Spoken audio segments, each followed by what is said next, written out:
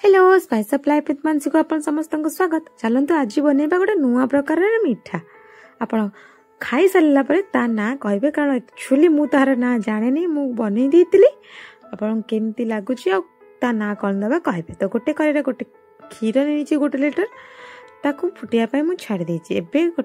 छेना थिला घर गुड़ाए क्षीर बड़ी जाता घर तो छेना छिड़े नहीं ताकू मु गोटे ग्राइंडिंग जार नहीं आउ गोटे कप नहीं मिल्क पाउडर आधा कप चीनी नहीं ताकू भल भाव में ग्राइंड करके गोटे स्मूथ पेस्ट मु बन नहीं से पेस्ट को एबे गोटे बाउल रे काढ़ी नबा। आ जो क्षीर फुटिया मु रखी सी फुटी फुटी अधा हो गलानी तादरे मु नहीं गोटे कप मिल्क पाउडर गोटे कप नहीं मु हाफ कप नहीं चीनी ताकू भल भाव में गोली नहीं। लम्प्स रहिले भी किसी प्रॉब्लम ना ए मीठारे लम्प्सटा रहिले भी भल लगे तो गोली नबा किसी दिन तले लगे कारण टिके मिल्क पाउडर देली ना टिके भलिया ही आसला राबड़ी भलिया हेनी टिके पतला हम तो तादरे नीचे मु दीटा गुजराती ताकू छेचिने एमती दी फाड़ करके मु मिसई नहीं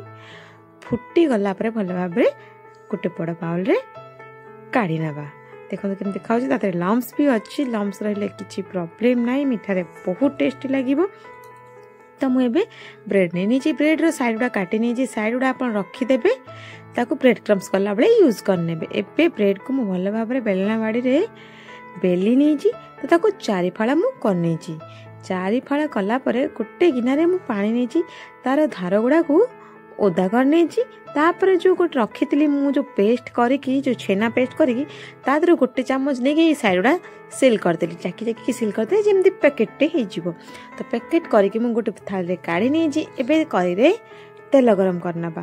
करी तेल भल भाव में गरम कर बेसी जोर गरम करें ना एका थरे पकेला पोड़ीज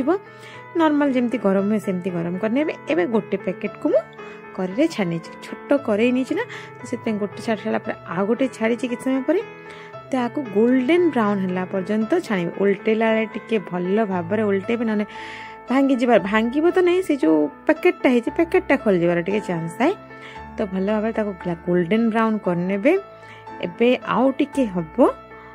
ताकू मु काढ़ी एबे मोर गोल्डन ब्राउन गोटे साइड हो गला आ गोटे साइड भी हो गला एबे ताकू मु काढ़ी काढ़ी सारा पर टिके आउ टिके डीप कलर देखा देखो